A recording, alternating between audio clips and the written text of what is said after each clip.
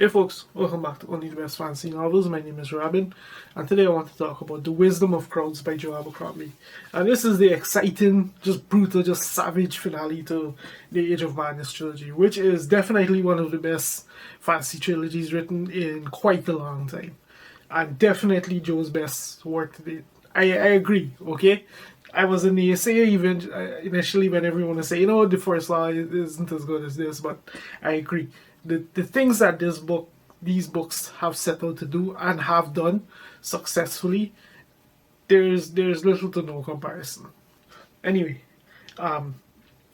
with this series, Joel brings his world and his characters and his settings into the modern era, well, at least the industrial era, and by the end of it, he left me wondering what the real differences were between his the world that he depicts in these pages and the world that we live in on a daily basis. So what is this book about?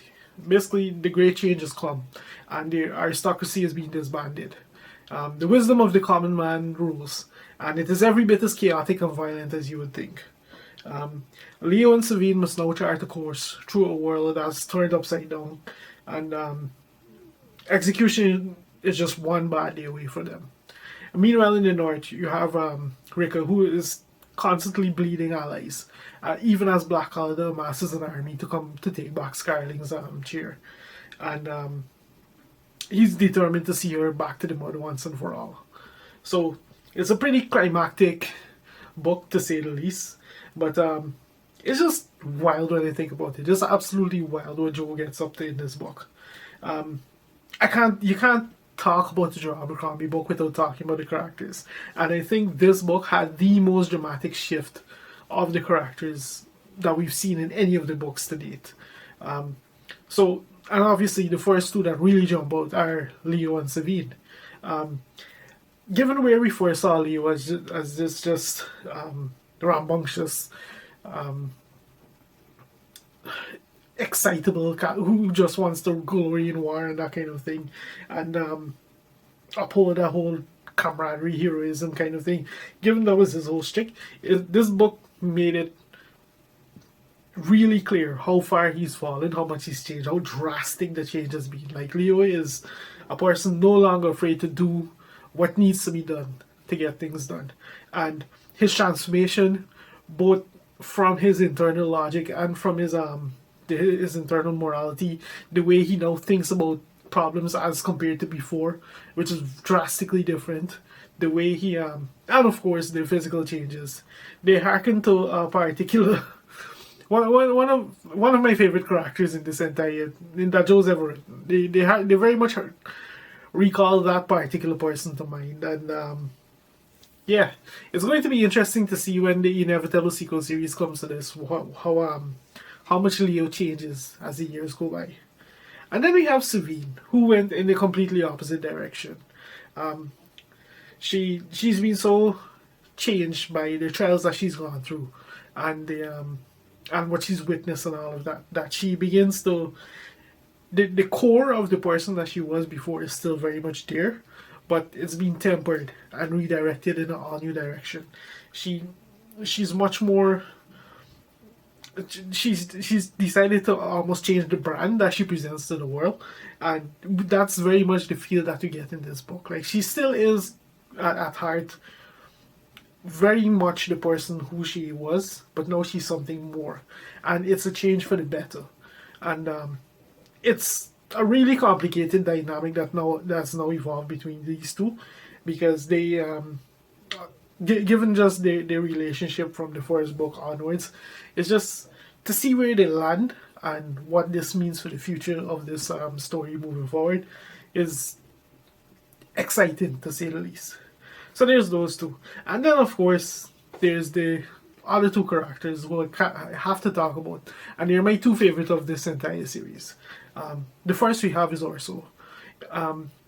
Orso, he continues to be the person, like, I just can't help but marvel at, or well, say I enjoy Orso's personality. Like, he very much keeps up the right through to the end of this story. He very much keeps up the personality that we've seen of him, of that very public facing image that he's prepared. But I just really like the fact that when the chips are down and things need doing, he's a very different person. And not just that, he actually embodies one of the great ironies of this series is that he embodies what Leo ostensibly portrays in his character. Like what the public perception of Leo is, that's what Orso actually is. But through bad luck, circumstances, and bad optics in his case, he's seen as something completely different. Whereas they're what the public thinks they know of them as compared to the real person, they could be flipped, and that would be a better fit than what's known. Like it's a very ironic piece of writing for Joe. Like as with many things, like you can tell when he's just having fun with you and with the setting and these characters and what he does. Like it's just well done. I really enjoyed it. And then of course there's my favorite character of the three books to date, and that's Rika, and Tricky Rika, and just what she gets up to into this into this book. Like I just love how her storyline plays out. You never know what you're going to get with her. How much of her is performance, how much of her is truth, and just how much she's internalized everything that she's gone through since the first book. So to see what happens with her in this particular story, it was just fun to read. She was by far one of the most fun POVs in this in this entire series. In a series that's chock full of fun POVs. So that's really saying something for me at least. And of course there's how her particular story ends, which absolutely throws the door wide open for there to be a sequel series. So at the time of this writing, like Joe is very much moving on. So he very in another month or so he has the first book in a brand new series coming out. But I fully expect before very long we'll be back in the circle of the world to see what the consequences of this trilogy are. But as for the book itself, this is just a book just loaded with twists and turns. We like so many revelations, so many moments and secrets finally come out into the open. So many hidden agendas and ideals and these kind of things. Like it's just well handled, well crafted, just compelling to read and exciting to read, I should say. And not just that, like we see we see a few ideas that I kind of liked. Like we see, and it's not necessarily something we see commonly in fantasy, because things just kind of happen tend to just happen in a bubble in these worlds. Like for example, a city will just undergo like a massive war, but will just be subjected to a massive war, but suddenly, like within the blink of an eye, everything will be fine and dandy again. Things will just continue as if nothing ever happened. In this book, Joe very much gives us a vision of what happens when an urban society, completely undermined by a capitalist system that's responsible for the majority of the goods and services that are part of that society. What happens when that entire thing collapses and there's no longer a system in place to provide these things or this level of quality to the average citizen, what it means. Of course, there's the whole argument of the haves and the have-nots, and the situation where quite a few, the majority of the population, because they did not benefit from having these goods and services. So there's that. But yeah, but it was really fun to see what happens when there's a total collapse, and even the basic necessities are now complicated to get. Like what happens when everything becomes scarce, and that's something that Joe kind of plays with in this book. One thing that I didn't quite find realistic is that it the way it's handled, like the fact that, frankly, no, I don't believe in if this were to happen in a real and you do see this happen in real life. Like when this kind of thing happens, you would expect there to be like a mass exodus, which of course that can't happen for the purposes of this story.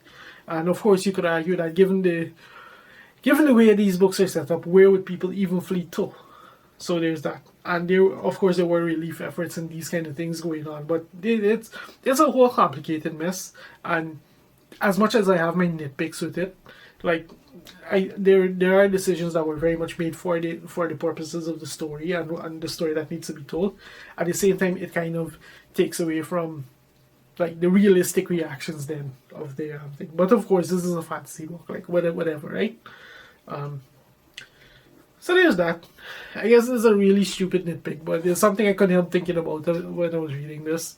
But yeah, all in all, a really fun book. Just a while wrap up to what's been a really fun series. As with every other book in the series, this is very much a reread for me.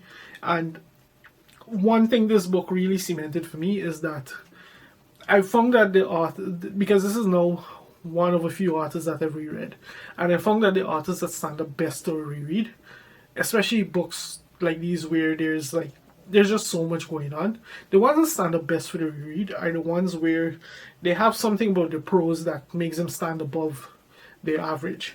So in Joe's case, just the humor and the entertainment value of his prose alone is enough to make these books just eminently rereadable.